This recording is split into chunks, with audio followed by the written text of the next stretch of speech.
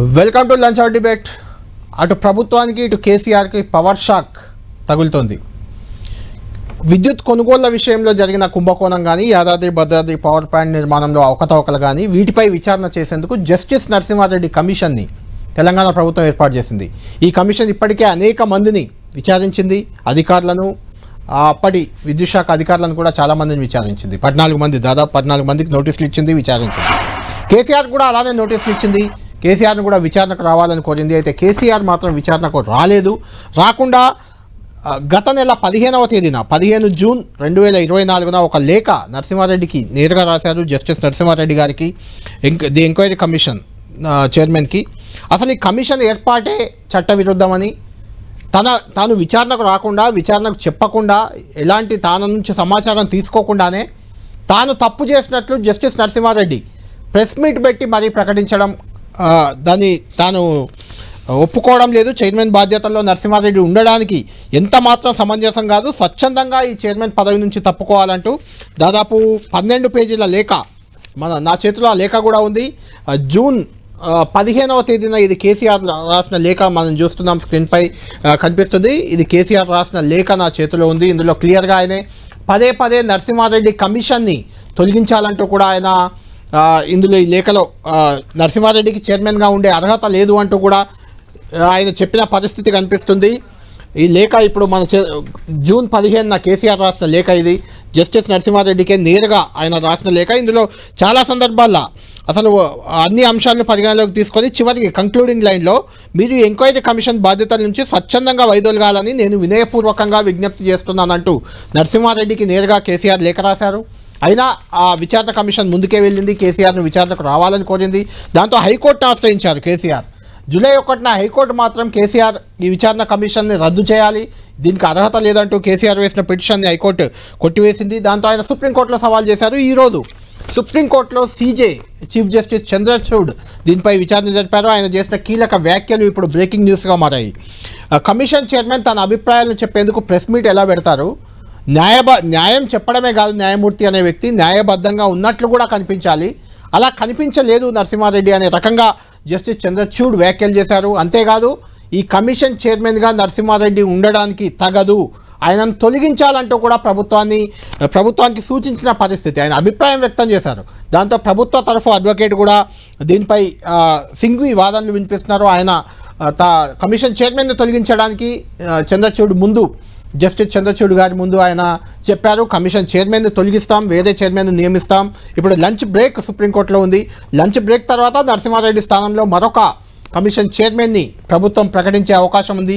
అయితే కేసీఆర్ కోరుతున్నట్లు విద్యుత్ కమిషన్ని మాత్రం రద్దు చేయట్లేదు. కమిషన్ విచారణ యథావిధిగా ఉండే అవకాశాలు కనిపిస్తున్నాయి. తుది జడ్జిమెంట్ కాసేపట్లో దీనికి సంబంధించి రాబోతుంది. ఢిల్లీ నుంచి సుప్రీంకోర్టు హియరింగ్లో అక్కడ అందుబాటులో ఉన్న మా ప్రతినిధి గోపి మనకు లైవ్లో అందుబాటులో ఉన్నారు. గోపితో మాట్లాడదాం. గోపి, అసలు సుప్రీంకోర్టులో ఏం జరిగింది? ఎందుకంటే విద్యుత్ కమిషన్నే రద్దు చేయాలన్నది కేసీఆర్ పిటిషన్. చైర్మన్కి అర్హత లేదని కూడా గతంలో కేసీఆర్ రాసిన లేఖలో పేర్కొన్నారు. చైర్మన్ మాత్రం తొలగించమని చెప్పారు. అంటే దీన్ని ఎలా చూడాలి? పవర్ షాక్ అనేది కేసీఆర్కి తగిలిందనుకోవచ్చా, తెలంగాణ ప్రభుత్వానికి తగిలిందనుకోవచ్చా? కళ్యాణ్, తెలంగాణ ప్రభుత్వం ఛత్తీస్గఢ్ నుంచి కొనుగోలు చేసిన విద్యుత్ కానీ, వాటికి జరిగిన ఒప్పందాలు కానీ, అలాగే యాదాద్రి భద్రాద్రి థర్మల్ ప్లాంట్ల నిర్మాణం, ఈ అవకతవకలకు సంబంధించి ఈ ఏడాది మార్చి 14న తెలంగాణ ప్రభుత్వం, రేవంత్ రెడ్డి ప్రభుత్వం వేసిన జ్యుడిషియల్ ఎంక్వైరీ కమిషన్ చైర్మన్ ప్రస్తుతం ఎల్ నరసింహారెడ్డి ఉన్నారు. సో ఆయన నిర్వహించిన ఒక్క ప్రెస్ మీట్ అనేది సుప్రీంకోర్టు ఈరోజు సంచలన వ్యాఖ్యలు చేయడానికి, అలాగే ఈ ఎంక్వైరీ కమిషన్లో మార్పులు చేర్పులు చోటు చేసుకోవడానికి కారణమైంది. ప్రధానంగా ఈరోజు మొదట కేసీఆర్ తరపు న్యాయవాది ముకుల్ రోహత్గి వాదనలు వినిపించారు. అసలు ఈ ఎంక్వైరీ కమిషనే ముఖ్యంగా చట్టవిరుద్ధం. గత ప్రభుత్వం ప్రజా సంక్షేమం కోసం రాష్ట్ర విభజన జరిగిన సందర్భంలో కరెంటు కష్టాలున్న సమయంలో ఛత్తీస్గఢ్ ప్రభుత్వంతో తక్కువ ధరకే ఇటు విద్యుత్ కొనుగోలు ఒప్పందాలని చేసుకోవడం జరిగింది. ముఖ్యంగా టెండర్లు పిలవకుండా ఇటు ముఖ్యంగా విద్యుత్ కొనుగోలు చేసే ముఖ్యంగా అవకాశం కూడా ఉంటుంది. సో అందులో భాగంగానే ముఖ్యంగా ప్రభుత్వానికి ప్రభుత్వానికి మధ్య జరిగిన ఒప్పందం ఇది, ప్రైవేట్ పార్ట్నర్స్తో జరిగిన ఒప్పందం కాదు ఇది. సో తక్కువ ధరకే మేము ఛత్తీస్గఢ్ నుంచి విద్యుత్ని కొనుగోలు చేసాం. అలాగే ప్రస్తుతం ఉన్న ముఖ్యమంత్రి గత ప్రభుత్వం ముఖ్యమంత్రి పైన వేస్తున్న ఎంక్వైరీ ఇది. సో కక్ష సాధింపు చర్యలో భాగంగానే ఈ ఎంక్వైరీ కమిషన్ వేశారు, కానీ ఇందులో ఎటువంటి తప్పిదాలు జరగలేదని చెప్పి కూడా ముకుల్ రోహత్గి కేసీఆర్ తరఫున వాదనలు వినిపించడం జరిగింది. అలాగే రెండు రాష్ట్రాల ముఖ్యంగా ఈఆర్సీలకు మధ్య ఒప్పందాలు జరిగాయి, ప్రభుత్వ ఉద్యోగులు ఇందులో భాగస్వాములుగా ఉన్నారు. సో అన్ని ముఖ్యంగా నిబంధనల ప్రకారమే జరిగాయి, కానీ ఎక్కడా కూడా నిబంధనలకు విరుద్ధంగా జరగలేదన్న విషయాన్ని కూడా సుప్రీంకోర్టుకు తెలియపరచడం జరిగింది. అలాగే ఏదైతే ఎల్ నరసింహారెడ్డి ఇటు జూన్ 11వ తేదీన మీడియా సమావేశం పెట్టి కేసీఆర్ అసలు ఈ ఎంక్వైరీ కమిషన్ ముందుకు విచారణకు హాజరు కాకుండానే ఆయన తీసుకున్న నిర్ణయాలకు సంబంధించి ఆయన తన వివరణ ఇవ్వక ముందే ఇటు ముఖ్యంగా అక్కడ తప్పు జరిగింది, విద్యుత్ ముఖ్యంగా కొనుగోలు ఒప్పందాల విషయంలో కానీ, థర్మల్ ప్లాంట్ల నిర్వహణ విషయంలో కానీ, ఏర్పాట్ల విషయంలో కానీ తప్పు జరిగిందన్న విధంగా ఇటు ముఖ్యంగా నరసింహారెడ్డి మీడియా సమావేశాన్ని ఎలా నిర్వహిస్తారో అని చెప్పి కూడా సుప్రీంకోర్టు ముందు అభ్యంతరం వ్యక్తం చేశారు. సో ఈ అంశాన్ని సీజీఐ కూడా ప్రశ్నించడం జరిగింది. అసలు ముఖ్యంగా ఈరోజు వాదనల సందర్భంగా కూడా మేము తక్కువ ధరకే కొనుగోలు చేసాం, ఎటువంటి తప్పిదాలు జరగలేదు, ఇవన్నీ కూడా కమిషన్ ముందుకు వెళ్ళి చెప్పొచ్చు కదా అని చెప్పి కూడా సీజీఐ అన్నారు. కానీ ఆలోపే ముఖ్యంగా ఎన్నికల ప్రచారంలో కేసీఆర్ బిజీగా ఉన్నారు. ఆలోపే ఎల్ నరసింహారెడ్డి జూన్ 15వ తేదీకి ముందే ముఖ్యంగా కేసీఆర్ లేఖ రాసే మునిపే ఆయన మీడియా సమావేశాన్ని నిర్వహించి ఇందులో తప్పులు జరిగినట్లుగా ముఖ్యంగా తన అభిప్రాయాలను వెల్లడించడం జరిగింది. అప్పటి వరకు వచ్చిన అధికారులు కానీ, మంత్రి కానీ వాళ్ళు ఇచ్చిన వివరణ ఆధారంగా ఈ ముఖ్యంగా ఎంక్వైరీ కమిషన్ యొక్క నివేదిక ముఖ్యంగా సారాంశాన్ని ఆయన బయటపెట్టడం జరిగింది. కానీ పూర్తి స్థాయిలో కేసీఆర్ వివరణ తీసుకున్న తర్వాత ఇదే ఫైనల్ నివేదిక, ఎంక్వైరీ కమిషన్ రిపోర్ట్ అని చెప్పి ఆయన ఎక్కడ మీడియా సమావేశాన్ని నిర్వహించలేదు. అయితే ఆ ప్రీ స్టేజ్లో కూడా ఎట్లా ముఖ్యంగా ముఖ్యంగా రిటైర్డ్ జడ్జ్ కమిషన్ చైర్మన్గా వ్యవహరిస్తున్న వ్యక్తి ఏ విధంగా మీడియా సమావేశాన్ని నిర్వహిస్తారు, న్యాయం చేయడం అంటే న్యాయం చేసినట్లు కనిపించాలి కూడా అన్న వ్యాఖ్యల్ని కూడా సీజీఐ చేయడం జరిగింది. సో ఖచ్చితంగా ఇక్కడ ఆయన నిర్వహించిన మీడియా సమావేశం అనేది ఇప్పుడు ఆయన్ని ఆ కమిషన్ నుంచి తొలగించేంత వరకు కూడా తొలగించాలని చెప్పి కూడా ఇటు కేసీఆర్ అడ్వకేట్ ఇద్దరి వాదనలు మీరు విన్నారు, అక్కడ దగ్గరుండి విన్నారు. కాబట్టి మీకు ఓవరాల్ ఆర్గ్యుమెంట్లను చూసినప్పుడు కానీ, జస్టిస్ సిజే చంద్రచూడ్ గారు చేసిన వ్యాఖ్యలను చూసినప్పుడు కానీ మీకు ఏమనిపించింది? అదంటే జస్టిస్ నరసింహారెడ్డిని తొలగించడం అనేది కేసీఆర్ విజయంగానో లేకుంటే తెలంగాణ ప్రభుత్వ పరాజయంగానో మనం భావించవచ్చా? అలా చూడడానికి ఉందా? ఖచ్చితంగా ఇక్కడ రెండు అంశాలని పరిశీలించాలి కళ్యాణ్. ఒకటి, కేసీఆర్ మొత్తానికి అసలు ఈ ఎంక్వైరీ కమిషన్నే రద్దు చేయాలి, ఇది చట్టవిరుద్ధం అంటున్నారు. కానీ అక్కడ ఇప్పటి వరకు కోర్టు వాదనలో ఈ కమిషన్ని రద్దు చేస్తామని ఎక్కడా కూడా చెప్పలేదు.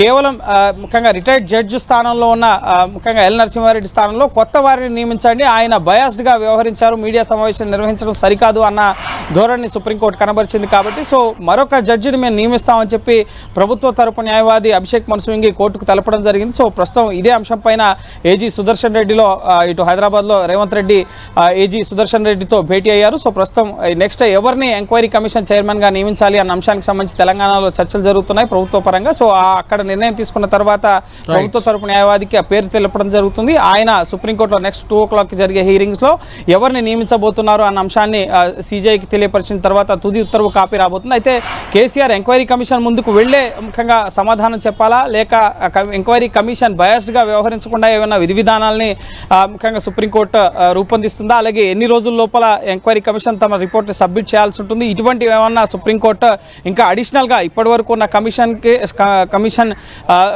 కక్ష సాధింపు చర్యతో ముఖ్యంగా వ్యవహరిస్తుంది అని చెప్పి ముకుల్ రోహత్గి వాదనలు వినిపించారు. కాబట్టి ఆ విధంగా బయాస్డ్గా కాకుండా ప్రభుత్వానికి అనుకూలంగా నివేదిక ఇచ్చే విధంగా కాకుండా వాస్తవాలకు నిజంగా అసలు ఏం జరిగింది, విద్యుత్ కొనుగోలు ఒప్పందాలు అలాగే థర్మల్ ప్లాంట్ల ఏర్పాటు వీటిలో అవకతవకలు జరిగాయా లేదా అనేది పారదర్శకంగా, ముఖ్యంగా జ్యుడిషియల్ ఎంక్వైరీ అంటేనే పారదర్శకంగా జరిగేది. సో అట్లా సుప్రీంకోర్టు ఇంకా అడిషనల్గా ఏమన్నా ముఖ్యంగా తమ ఉత్తర్వుల్లో వెలువరిస్తుందా అనేది మనం వేచి చూడాల్సి ఉంటుంది. ప్రస్తుతానికైతే జడ్జిని మార్చండి అన్న వ్యాఖ్య అయితే సుప్రీంకోర్టు చేయడం జరిగింది. దానికి అనుగుణంగా ప్రభుత్వం కూడా అందుకు సిద్ధపడి మారుస్తాం, 2 గంటల తర్వాత మేము ఎవరిని నియమించబోతున్నాం అనేది తెలియపరుస్తామని చెప్పారు. సో నెక్స్ట్ విధి విధానాలకు సంబంధించి ఏమన్నా షరతుల్ని కమిషన్కి రూపొందిస్తుందా, కేసీఆర్ నేరుగా కమిషన్ ఎదుటకు వెళ్ళి పూర్తి స్థాయి వివరాలని చెప్పి ఇవ్వాలని చెప్పి ఆదేశిస్తుందా, అలాగే ఎన్ని రోజుల లోపల ఈ దర్యాప్తు పూర్తి చేయాలంటుంది. ఇంకా ఫర్దర్గా ఇటు కేసీఆర్ తరపు న్యాయవాది ముకుల్ రోహత్గి, ప్రభుత్వ తరపు న్యాయవాది అభిషేక్ మను సింఘ్వి కూడా వాదనలు వినిపించిన తర్వాత తదుపరి తుది ఉత్తర్వుల్ని సుప్రీంకోర్టు ఇవ్వబోతోంది. Kalyan. Right, thank you Gopi. తుది ఉత్తర్వులు ఎలా ఉండబోతున్నాయి ఏంటి మళ్ళీ మిమ్మల్ని సంప్రదిస్తాం. మొత్తానికి సుప్రీంకోర్టులో లంచ్ వరకు మాత్రం వాడివేడి వాదనలు వినిపించారు. ఇద్దరు అడ్వకేట్లు కూడా ముకుల్ రోహిత్కి, అభిషేక్ మన్ సింగ్ ఇద్దరు కూడా బలమైన వాదనలే వినిపించారు ఎవరి తరఫున వాళ్ళు. దాంతో విచారణ కమిషన్ రద్దు చేయకుండానే విచారణ కమిషన్ న్యాయమూర్తిని మాత్రం నరసింహారెడ్డిని మాత్రం తొలగించడానికి ప్రభుత్వం సిద్ధమైంది. కొత్తగా ఎవరిని చైర్మన్గా నియమిస్తుందని మనం చూడాలి. మాతో దీనిపై నేను మాట్లాడేందుకు మాజీ మంత్రి కొప్పుల ఈశ్వర్ ఫోన్ లైన్లో మనకు అందుబాటులో ఉన్నారు. ఈశ్వర్ గారితో మాట్లాడదాం. ఈశ్వర్ గారు, అంటే ఈరోజు సుప్రీంకోర్టులో వచ్చిన జడ్జిమెంట్ ఇంకా రాలేదు, వాదనలు మాత్రం అయ్యాయి. ఈ విద్యుత్ కమిషన్ చైర్మన్ని తొలగించాలని సుప్రీంకోర్టు చెప్పింది. ప్రభుత్వం కూడా తొలగించేందుకు రెడీ అవుతుంది, కొత్త చైర్మన్ని నియమించేందుకు సిద్ధమవుతుంది. దీన్ని ఎలా చూస్తారు మీరు? అంటే మీరు కమిషన్నే రద్దు చేయాలన్నారు కానీ రద్దు చేయట్లేదు, చైర్మన్ మాత్రం తొలగించారు.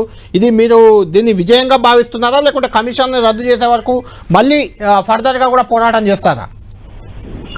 డెఫినెట్ గా ఫర్దర్ గా కూడా బీఆర్ఎస్ పార్టీ పోరాటం చేస్తుంది. ఎందుకంటే ఇందులో ప్రభుత్వం యొక్క ఇంటెన్షన్ కనబడతా ఉంది. ప్రభుత్వం యొక్క ముఖ్యమంత్రి గారి యొక్క ఇంటెన్షన్ ఏంటంటే గతంలో ఉన్నటువంటి కేసీఆర్ గారి ప్రభుత్వం ఏదైతే ఉందో రైతులకు నిత్యం కరెంటు అందుబాటులో ఉండాలని, గతంలో ఉన్నటువంటి పరిస్థితులు మళ్ళీ పునరావృతం కావద్దనే ఉద్దేశంతో 24 hours ఫ్రీ పవర్ ఇచ్చినటువంటి ప్రభుత్వం కేసీఆర్ గారి ప్రభుత్వం.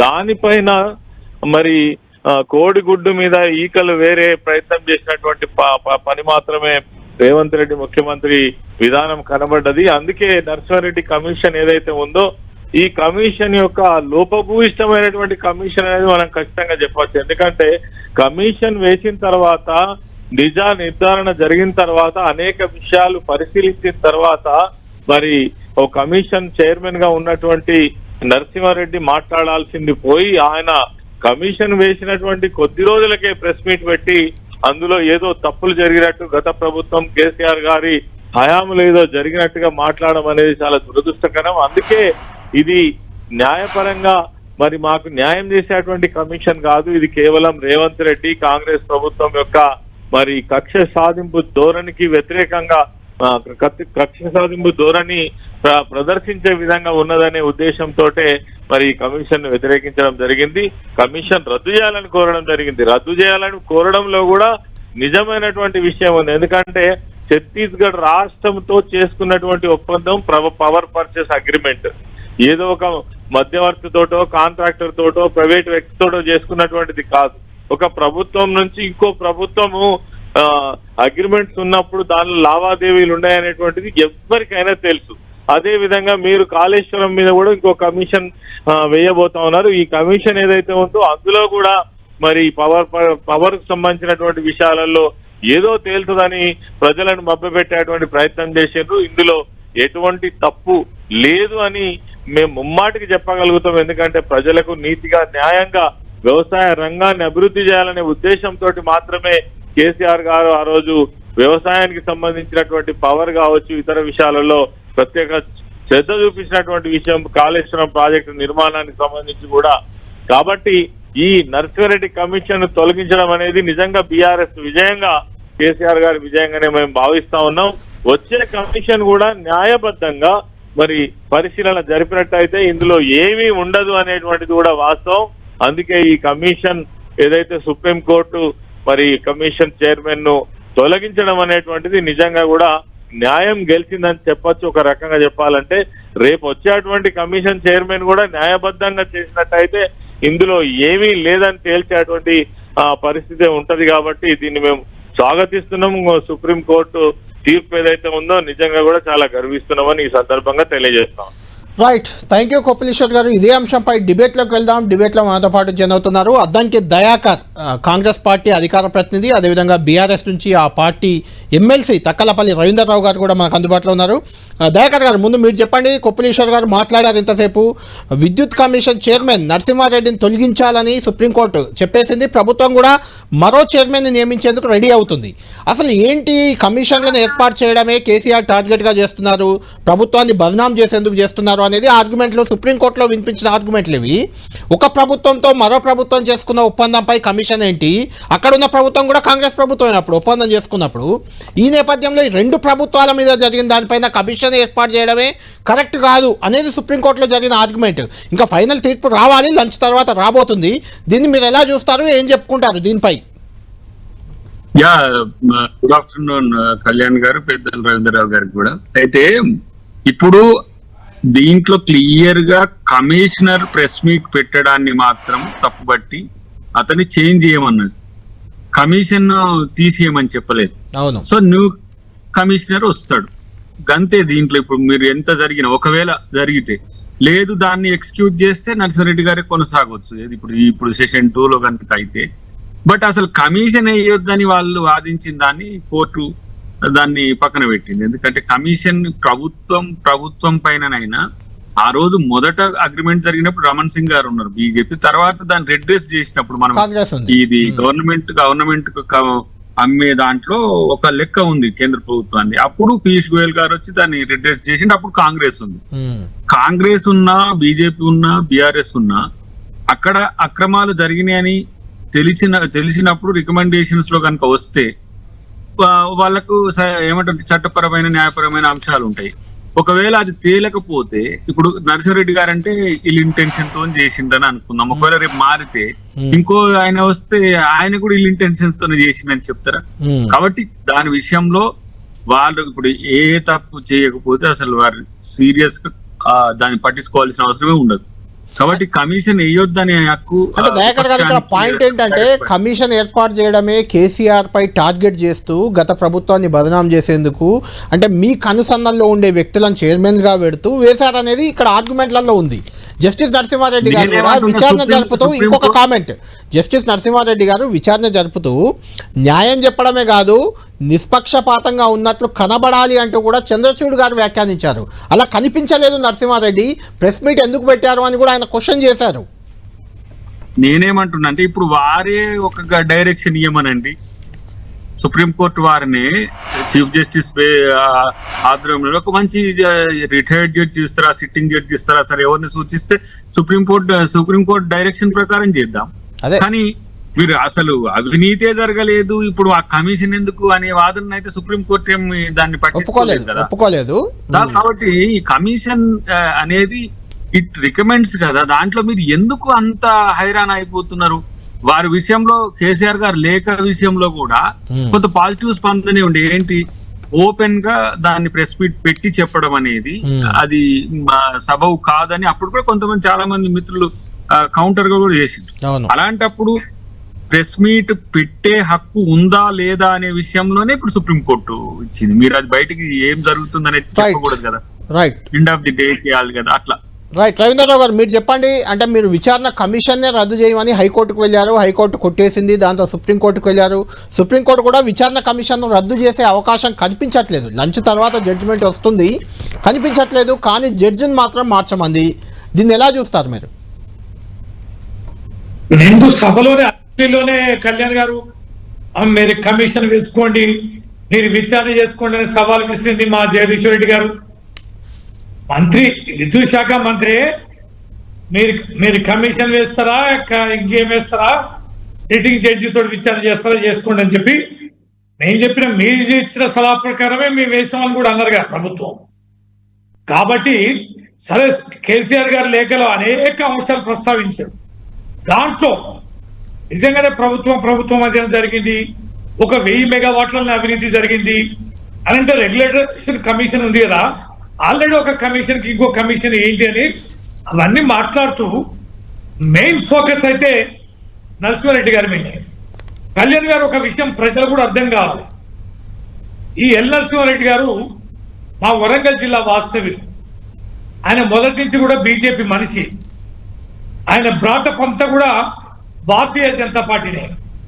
ఆయన జడ్జి అయిన విధానం, ఆయన జీపీ అయిన విధానం, ఆయన యూనివర్సిటీ స్టాండింగ్ కమిటీ లాయర్ కావడం, ఇవన్నీ కూడా బీజేపీ.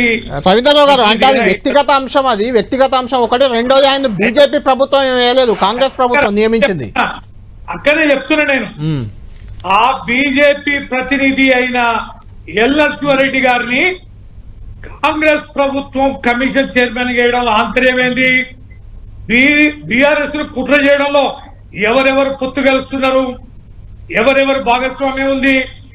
ఇవాళ కాంగ్రెస్ బీజేపీ రెండు ఏకమై కేసీఆర్ గారిని ఎట్లా లక్ష్యంగా ఎంచుకొని నేను ఆయన కూతుర్ని జైల్లో పెట్టినాం, మీరు కేసీఆర్ని జైల్లో పెట్టండి, కేటీఆర్ని జైల్లో పెట్టండి, మా పెద్దన్న రేవంత్ రెడ్డి గారు చేస్తున్న మాటలేంది, కలుస్తున్న సంభాషణలు ఏంది, వీరి మధ్యన అన్యోన్యత ఏంటి, ఇవన్నీ ఎటు సంకేతాలు, ఎటువైపు పోతున్నాయి కళ్యాణ్ గారు?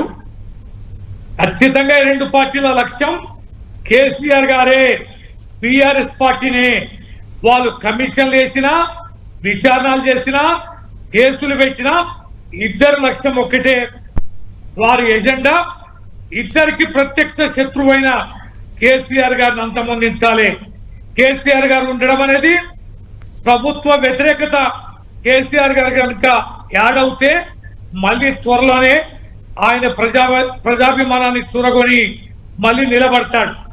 కనుక కాంగ్రెస్ భయం, ప్రత్యామ్నాయం అనుకుంటున్న బీజేపీకి కేసీఆరే భయం. కాంగ్రెస్ పైన వ్యతిరేకత బీజేపీకి యాడ్ కావాలంటే ఖచ్చితంగా కేసీఆర్ అనేవాడు రాజకీయాల్లో ఉండొద్దు, ఈ పార్టీ మనుగడ కొనసాగొద్దు అనేది లక్ష్యం.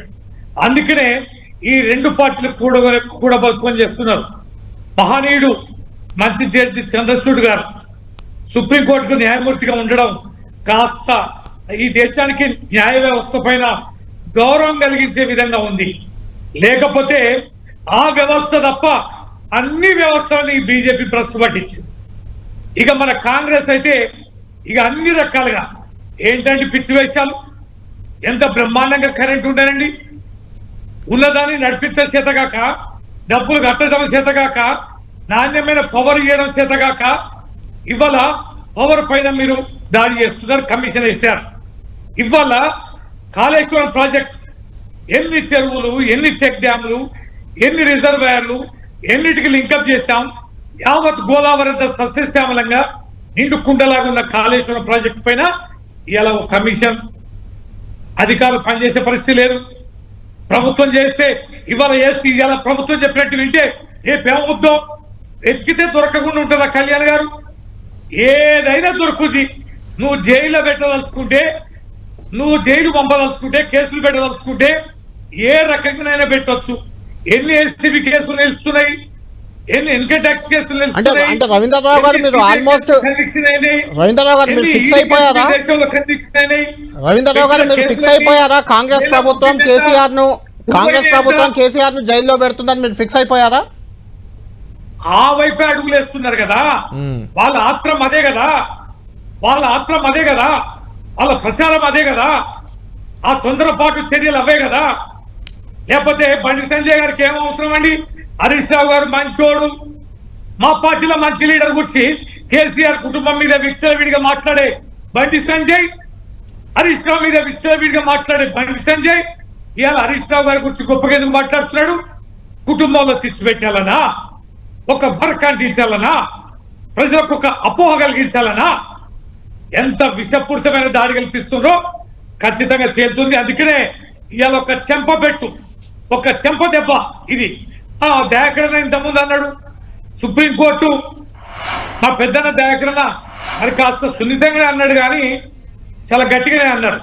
మరి ఆ సుప్రీంకోర్టు అనే ఏమనండి ఒక జడ్జినని, సుప్రీంకోర్టుకి ఏ అంశం మీద పోయినాం, ఏది అడుగుతున్నాం?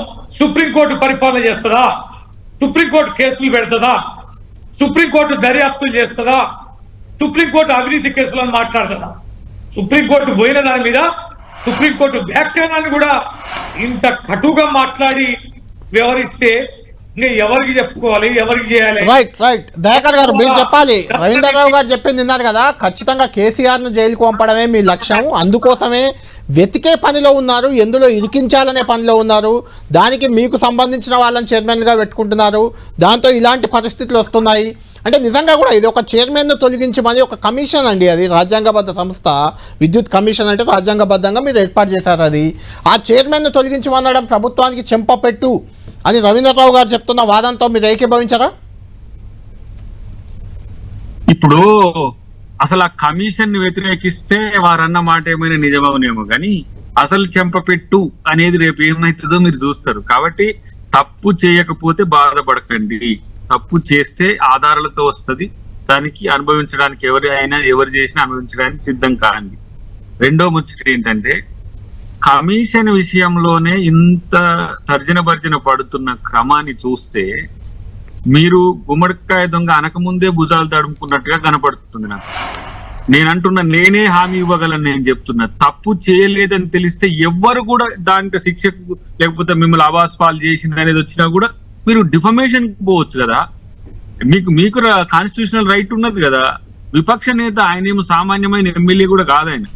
కాబట్టి ఆ పరిస్థితిని మీరు సద్వినియోగం చేసుకునే అవకాశాన్ని కూడా మీరు పోగొట్టుకుంటారు అనేది నా యొక్క ఆరోపణ. రెండవది ఏంటంటే, కరెంటు కొనుగోళ్ల విషయంలో జరిగిన అక్రమాలకు సంబంధించిన వివరాలు ఇక్కడ ఉన్న విద్యుత్ రంగ నిపుణులు చెప్పిండ్రు, అబ్జర్వ్ చేసిన మిగతా రాజకీయ విశ్లేషకులు చెప్పిండ్రు.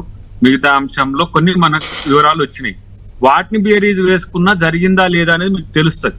కాబట్టి దానికి సిద్ధపడండి. ఇప్పుడు దీని మీద ఏమున్నది, సుప్రీంకోర్టు జడ్జిమెంట్ దాని మీద నెక్స్ట్ లెవెల్ ఏంటిది, వాళ్ళే కమిషన్ ఇస్తారు, దాని మీద దాని మీద మనం ముందుకు పోవచ్చు. కానీ దీని రాజకీయాలు అంటే ఏదో ప్రభుత్వానికి చెంపపెట్టు, గొడవలు పెట్టు, ఆ పెట్టు, ఈ పెట్టు, దాంతో వచ్చే లాభం కూడా లేదు. కాబట్టి అక్కడ అసలు నష్టపోయింది వేరున్నది. 1,000 కోట్ల రూపాయల నష్టం జరిగింది. కాబట్టి ఆ విషయంలో ప్రభుత్వం చాలా సీరియస్ గా ఉంటది. ఇంకొకటి వారు అన్నారు సుదీర్ఘంగా. ఇప్పుడు ఏంటి సుదీర్ఘంగా అంటే, రానున్న రోజుల్లోనో లేకపోతే ఆయన కేసీఆర్ గారి మీద కక్ష సాధింపనో ఇదనో అదనో ఉన్నదనంటే, నేనంటున్నా తప్పు చేయనప్పుడు భయపడాల్సిన అవసరం లేకపోగా, తప్పుకు ఎవరు చేసినా వారిని చెప్పమనండి, ఆ చేసిన వాళ్ళ మీద కూడా అలాంటి చర్యలు ఉంటాయి. ఎందుకంటే ఈ రోజు నేను అనుకుంటున్నా, ఒక్క 15 నుంచి 20,000 కోట్ల రూపాయల పైచిలుకు అవి వృధా అయినాయి, లేకపోతే అక్రమాలు జరిగినాయి అనేది ఒక అంచనా ఉంది బయట. 12,000 అని కొంతమంది, 15,000 అని ఇట్లా కొంత జరుగుతున్నది. మరి దానికి బాధ్యత వహించాల్సిన అవసరం ఉంది కదా. వారు చేయలేకపోతే నిజంగా ఈ విధంగా చేసిన వాళ్ళు ఎవరైనా ఉంటే శిక్షించాలని వారు కూడా చేసుకోవచ్చు. కాబట్టి కమిషన్ కు సహకరించే ప్రయత్నం చేస్తే మంచిది. ముఖ్యమంత్రి గారు దయాకర్ గారు, మీకు తెలుసు న్యాయబద్ధంగా కూడా కొన్ని అంశాలు మీకు తెలుసు. ఈఆర్సీ ట్రిబ్యునల్ ఇలాంటివి ఉండగా మళ్ళీ దానిపై విచారణ కమిషన్ అక్కర్లేదు అనే ఆర్గ్యుమెంట్ ప్రధానంగా ఈరోజు సుప్రీంకోర్టులో వినిపించారు. కేసీఆర్ రాసిన లేఖలో కూడా అదే అంశాన్ని ప్రస్తావించారు. నేనంటున్నా, ఇప్పుడు ఆయనకున్న రైట్స్ అన్ని వాడుకోమనండి. ప్రభుత్వంకున్న రైట్స్, ఇప్పుడున్న ప్రభుత్వంకున్న రైట్స్ మేము దానికి చెప్తాం. ఆ విషయాల్లో మేమేమి రాజ్యాంగ వ్యతిరేకంగానో చట్ట వ్యతిరేకంగానో పోం. కాబట్టి దాని మీద ఇంకేమి అనుమానాలు పెట్టుకోవద్దని చెప్పండి. ఇప్పుడు రవీంద్రరావు గారు ఎట్లా కేసీఆర్ గారికి దగ్గరే. మరి ఇప్పుడు జరుగుతున్న ప్రయత్నాన్ని వారు సహకరిస్తే ఇంకా తొందరగా వారి మీద వస్తున్న అభియోగాలు లేకపోతే ప్రభుత్వం మీద వస్తున్న అభియోగాలు ఈజీగా క్లియర్ అవుతాయి. కాబట్టి ఆలోచించమని చెప్తున్నా అంతే. ప్రెస్ మీట్ ఉన్నది కాబట్టి మీకు దీన్ని కంటిన్యూ. థ్యాంక్ యూ దయాకర్ గారు. ఫైనల్ గా రవీంద్రరావు గారు మీరు కంక్లూడ్ చేయండి. అంటే కమిషన్ చైర్మన్ అయితే ఎలాగో తొలగించాలని సుప్రీంకోర్టు చెప్పింది. కమిషన్ చైర్మన్ మారబోతున్నారు. మరి కమిషన్ ముందు విచారణకు కేసీఆర్ హాజరవుతారా? కేసీఆర్ని ఖచ్చితంగా పిలుస్తుంది కమిషన్. విచారణ కమిషన్ ముందుకు వెళ్ళి ఏం జరిగిందో చెప్తారా? 15 పేజీల లేఖ ఎలాగో రాశారు. ఇందులో చాలా అంశాలు ప్రస్తావించారు. జూన్ 15న కేసీఆర్ గారు రాసిన లేఖ. ఇవే అంశాలు కమిషన్ ముందుకు వెళ్ళి చెప్తారా కేసీఆర్ గారు? ఏం జరుగుతుందో చూద్దాం. అంతా న్యాయ నిపుణులతో నిర్ణయం తీసుకొని ఇంకా జడ్జిమెంట్ కాపీ రావాలి. దాంట్లో ఏం చెప్పారు, ఇంకా జడ్జిమెంట్ కూడా రాలేదు. లంచ్ తర్వాత వస్తుంది జడ్జిమెంట్. అదే పరిగణలోకి తీసుకొని సరైనటువంటి నిర్ణయమే తీసుకుంటారు. ఖచ్చితంగా వారు అన్నట్టు ఏంటంటే, చిత్తశుద్ధి లోపించింది కనుక ఊరికే రేవంత్ రెడ్డి గారు మాట్లాడుతుంటారు. బిడ్డా కేసీఆర్, నువ్వు నన్ను జైలు పంపించినావు, చిప్పకూడ తినిపించినావు, నీకు ఆ రోజు వస్తుంది, నీకు కూడా చిప్పకూడ తినిపిస్తా అని ఇట్లా డైలాగులు అంటుంటాడు. మరి ఆయన పోయిన కేసు ఏంది, రెడ్ హ్యాండెడ్ గా దొరికింది ఏంది, ఆ వీడియోలో మాట్లాడింది ఏంది, అవన్నీ సాక్ష్యంగా ప్రత్యక్షంగా దొరికినా కూడా ఆయనకి ఇంతవరకు ఇంకా శిక్ష పడలే. ఇంకా ఇన్ని సంవత్సరాలు అయినా ఇంకా నడుస్తూనే ఉంది కేసు. అయితే నిర్దోషి ఆయన, కేసు అయితే అయింది కదా. అయితే ఇప్పుడు ఆయన జైలు పోయింది కాబట్టి కేసీఆర్ జైలు పంపాలన్నాడు, కరెక్టేనా? ఏది ఏమైనా చేసి జైల్లో తోలిస్తా, చెప్పకూడ పంపిస్తా అనేది ఏంది? ఇవన్నీ ఈ రకమైన అరాచకవాదపు ఆలోచనలతోటి చేసే నిర్ణయాలతోటి ఖచ్చితంగా అబాస్ పాలవుతారు. ఖచ్చితంగా ఎక్కడొక్కడ ఒక స్కోప్ అంటూ కూడా ఉంటది. ఆ స్కోప్ అనేది ఖచ్చితంగా అవకాశం కల్పిస్తుంది. తిరిగి ఎలా బుద్ధి చెప్పాలో కూడా ఆ అవకాశాన్ని మేము అందిపుచ్చుకుంటాం. ఆ టైం కూడా వస్తుంది. ఇంతకుముందు దయాకర్ గారు అన్నారు, రేపు వస్తుంది, రేపు తేలుతుంది ఇంకా అన్నారు. మరి ఇక కోర్టులు కూడా మేనేజ్ చేస్తారో మరి జడ్జిమెంట్లు మార్పిస్తారో మాకు తెలీదు. మరి దాంట్లో మాత్రం ఏదో నర్మగర్భంగా ఇంకా ముందుంది ముసల పండుగ అనే రకంగా మాట్లాడారు.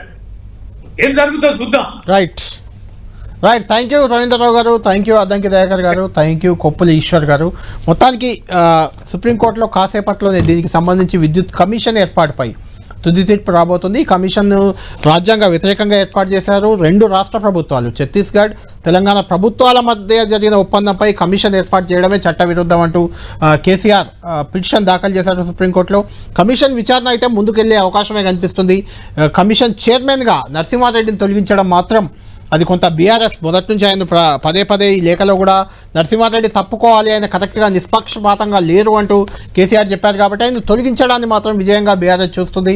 చూడాలి ఈ కమిషన్ ముందు కేసీఆర్ వస్తారా, కమిషన్ విచారణలో ఏం తేలబోతుంది, ఏం జరగబోతుంది మనం వేచి చూడాలి. ఇది లంచ్ అవర్ డిబేట్.